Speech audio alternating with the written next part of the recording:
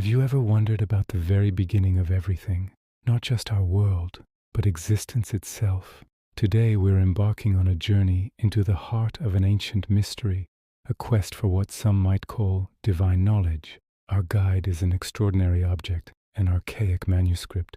This isn't made of paper or parchment. It's a collection of palm leaves, treated by a lost art that makes them immune to water, fire, and air, truly indestructible. This physical permanence is a powerful symbol for the eternal truths held within its pages.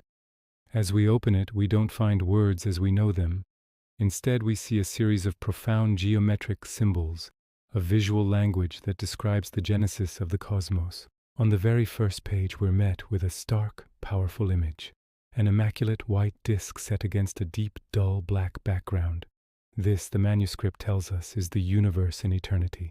In this state, there is nothing we would recognize, no change, no form, no time. It's the cosmos before the reawakening of what the ancients called the still slumbering energy. The black background represents the absolute, a darkness of non-being. It is the only way our minds can even begin to grasp something that exists beyond all manifestation. The white disk itself is the first whisper of creation, a potential for light still sleeping within the infinite void. It's not yet a thing, but the possibility of all things.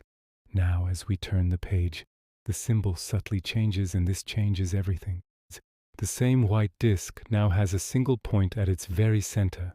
This central point is one of the most significant symbols in all of ancient cosmology. It marks the dawn of differentiation. The pure, unified potential is about to break its slumber. During the long periods of cosmic rest, this point is the germ within the mundane egg, the cosmic egg found in so many ancient traditions. It is the latent seed that holds the blueprint for the entire universe. It's not static, it's alive. This germ breathes, expanding and contracting with the great cycles of nature, a periodic pulse of activity and latency. This is the first stir of life, the first heartbeat of the cosmos, preparing to unfold into the boundless reality we know. Let's look closer at these two elements. The circle represents divine unity, the ultimate source from which everything comes and to which everything must eventually return. Its boundary, the circumference, is described as a forcibly limited symbol. Why? Because our human minds need boundaries to comprehend the infinite. It's a way of representing an abstract, ever unreachable presence in a form we can contemplate. The disk's white face signifies the plane of what can be known. It's the only knowledge, however dim and hazy, that is accessible to us. The blackness is what we can't know, and the white is what we can begin to perceive. It is on this white plane, this canvas of potential, that the great cycles of active life are about to begin. The universe is about to awaken, and this simple dot within a circle is the starting gun. So the point appears, and with it, the potential for a universe. This isn't just a geometric drawing. It's a diagram of a thought process, the divine thought. This thought is not like our own. It doesn't think in a sequence of ideas. Instead, it is the very substance of the universe. The manuscript explains that the cosmos is built upon a series of planes of being, each more ethereal than the last, stretching back to this original divine thought. The central point is the gateway, the first manifestation of this thought into the realm of potential form. The entire universe, with all its galaxies, stars, and life, is seen as the periodic manifestation of this eternal divine essence. It's not created from nothing, but emerges from within itself. The universe we see is the outer garment of a deeper hidden reality. This awakening process isn't a one-time event. The manuscript speaks of the great breath, a concept of cosmic expansion and contraction. The appearance of the point within the circle marks the beginning of an out-breath, a period of manifestation. The universe expands, evolves, and diversifies. But just as we breathe in after breathing out, the cosmos will eventually undergo an in-breath. All of creation will be drawn back into that single point, returning to a state of unity and rest, back into the white disk, before the cycle begins anew. This eternal rhythm of manifestation and dissolution is the fundamental law of the cosmos. Every star that is born, every galaxy that spins, is part of this grand cosmic respiration. Now think about what this means for us. If the universe is the manifestation of a divine thought, then what is the nature of our own consciousness? The ancient teachings suggest that our individual consciousness is a spark of that universal consciousness, a tiny fractal of the whole. The journey of the soul, then, is a journey of remembering. It's a process of moving from the complexity and separation of the manifested world back towards an understanding of our connection to the unified source, the circle. The geometric symbols in the manuscript are not just cosmology. They are a map for the soul.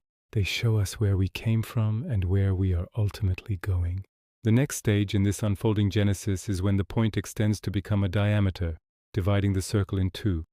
This line represents the duality that underpins all of creation: spirit and matter, light and dark, male and female. From the perfect unity of the point, the world of opposites is born. But notice, these opposites are contained within the original circle of unity. They are not truly separate. They are two sides of the same coin, essential for the drama of existence to play out. Without this creative tension, there would be no growth, no evolution, no experience. This simple line, drawn across the face of the disk, gives birth to the dynamic interplay of forces that drives the entire universe. It is the beginning of relationship, the foundation of all form and interaction. From this diameter, the geometry becomes more complex. A vertical line is added, creating a cross within the circle.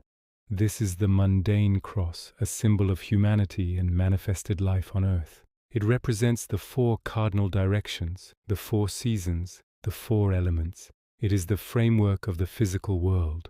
The universe has now moved from pure potential to a point of awakening, to the duality of spirit and matter, and finally to the establishment of the physical plane of existence.